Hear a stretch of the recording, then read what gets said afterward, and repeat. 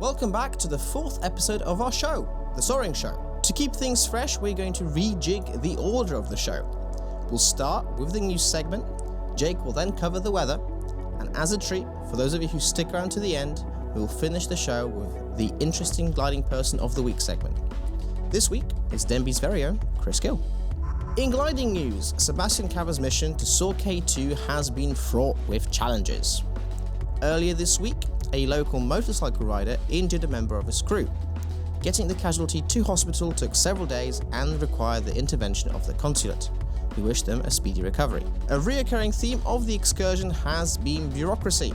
The glider has finally been allowed on the airfield, however, the crew still isn't. It sounds like it's been a massive headache, but we look forward to the flight.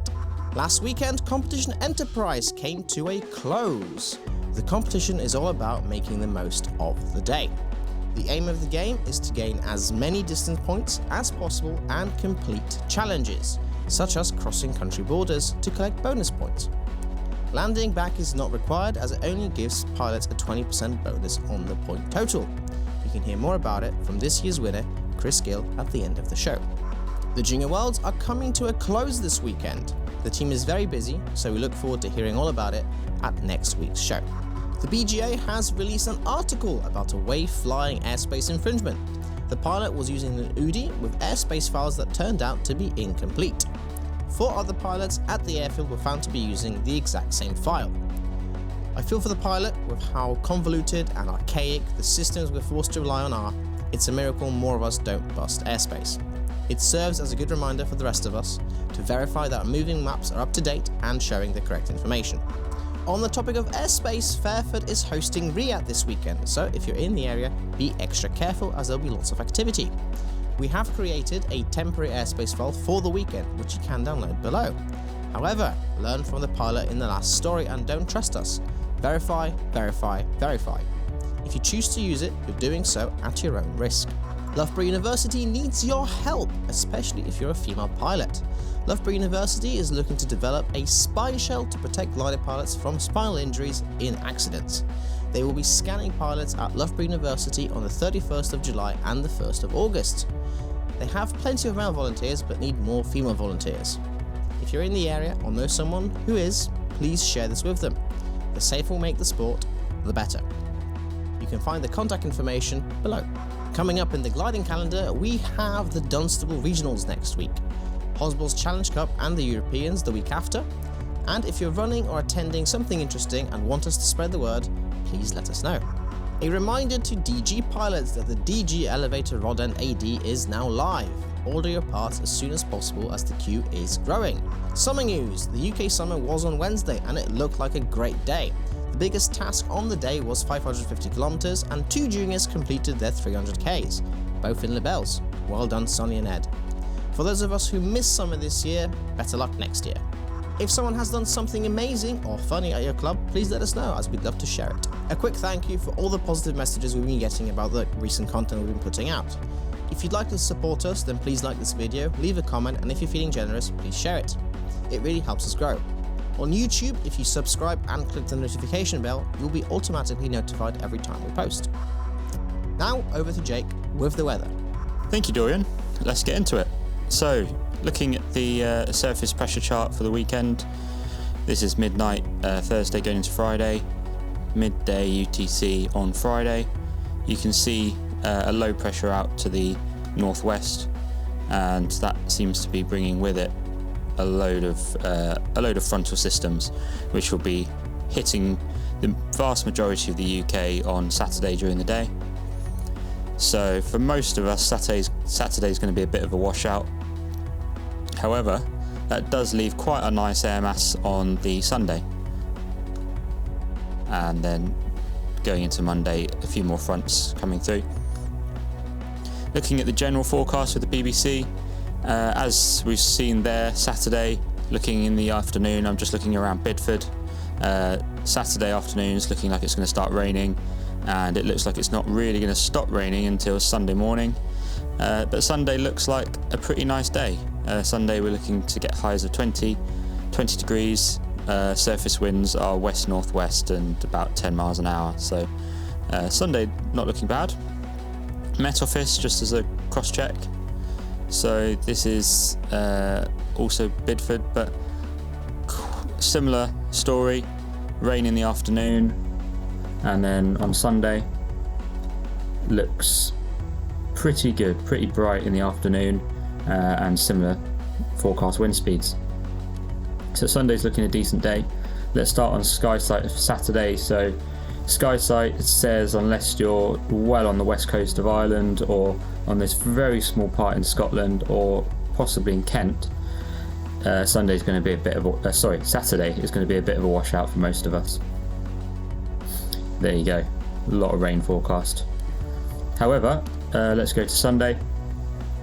Looking at Sunday, the potential flight distance looks pretty good across most of England, Wales, and even bits of Scotland look pretty good. Let's go to thermal updraft velocity, starting around midday British summertime. Looks like we should see decent thermals, maybe 3 to 4 knots in the good areas. Just going to look at cumulus cloud base as well. So around midday, it looks sort of wispy blue. That's what this grey area means, wispy blue. And if we just zoom in, we should expect cloud bases 3,500 to 4,000 plus. This is at midday, so this is quite good across much of England and Wales. Scotland also looks good, 5,500 feet. And as the day goes on, there's quite an obvious cut-off coming from Wales. Let's see if we can see what's causing that.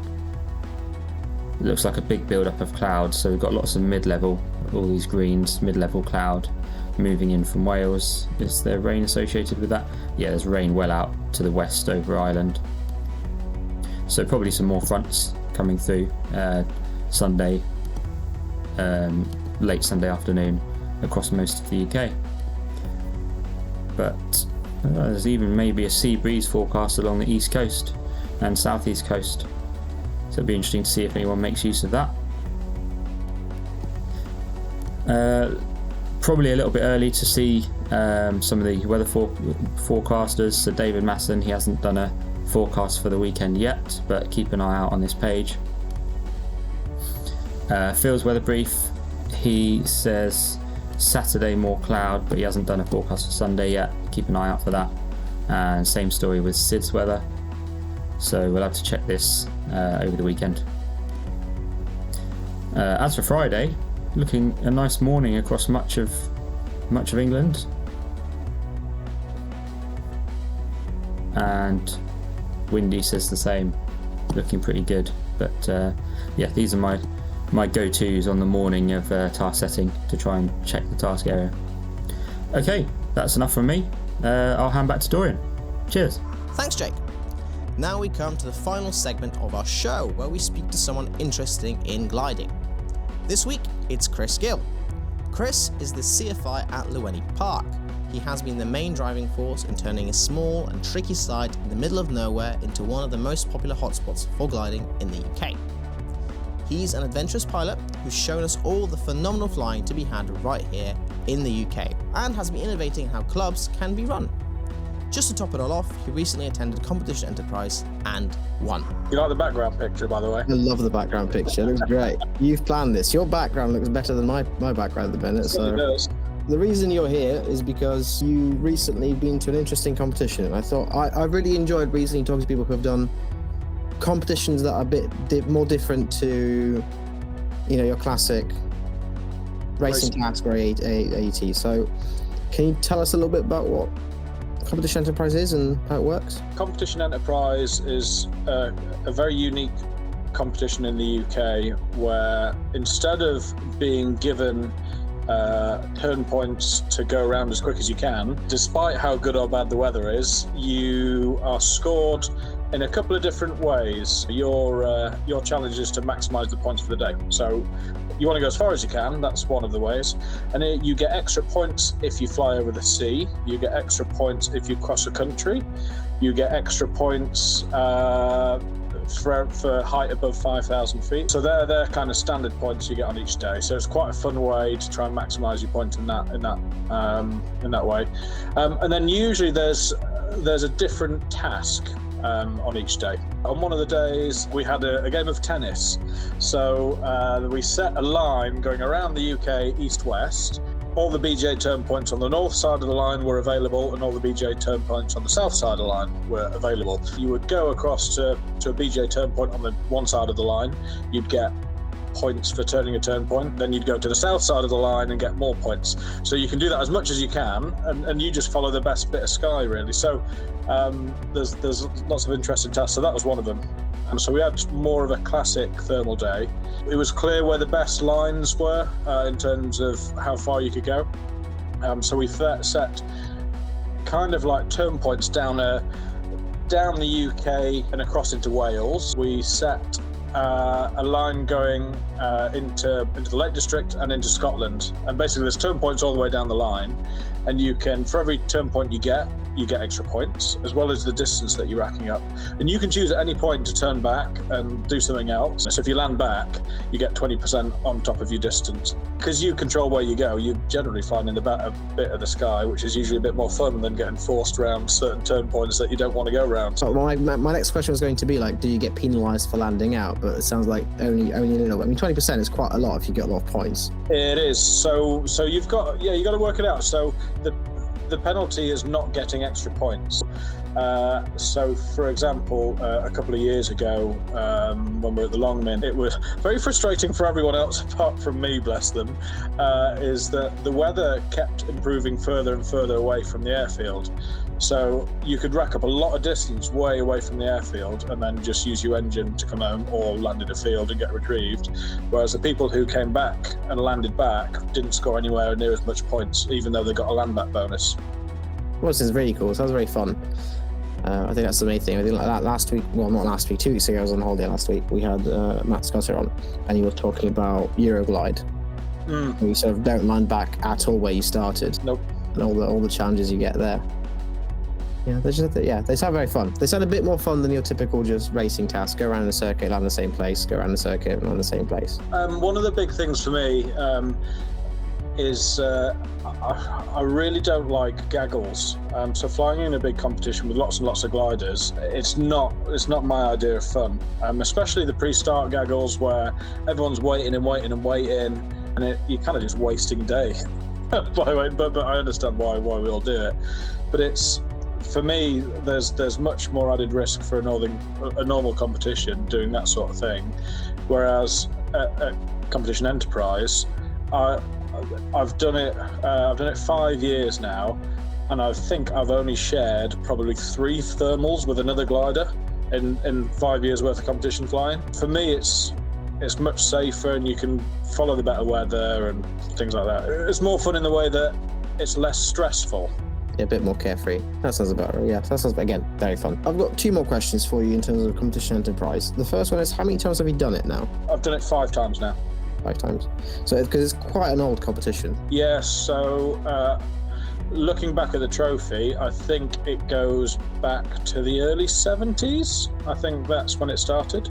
So it's been going quite a long time.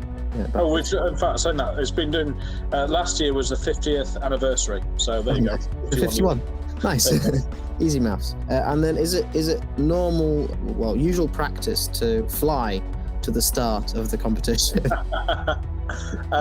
No, that doesn't happen very often. Yeah, that was quite fun. Probably the second half of the flight was much more interesting in other ways than I'd like to share at the moment. What was your favourite day of the competition this time around? It's quite tough to say. On the third day, we did 620 kilometres, including going around Snowdon and back. That was very difficult, going across your neck of the woods, funnily enough, where Nav Boys are, and across into Wales was so tough. Like, the sea air coming in was just a nightmare.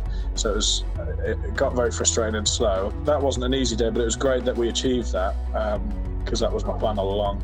But day 1 and 2 is one of those where there is not a cat and house chance that you'd set a task, or you wouldn't fly the task in a regionals competition or a nationals because of all the huge shower activity. But there were really good lines of energy, and on the first day we did 420 kilometers, and on the second day 333, I think it was, kilometers, and wanging up and down lines of energy in convergence lines formed by squalls and strong climbs and stuff. So that was awesome. That was really awesome. But that's kind of what I love about Enterprise. You do flights on days that you probably wouldn't normally do, and you definitely wouldn't do on normal competitions. So if that was a normal regional set, we would have flown one day. What's it like running a gliding club, especially because I don't think many people think about it. We just sort of turn up to gliding clubs and expect things to be there. So what's the behind the scenes like? When I kind of started behaving more like a normal gliding club rather than just a pitch up and fly club, I wanted to do things in a more modern way where people have got spare money but less time, if that makes sense. So the time is more precious than the money, I think, a lot of the time. So we've got quite a few members that really appreciate being able to turn up at a specific time, whether that be 2 p.m. or 11 a.m.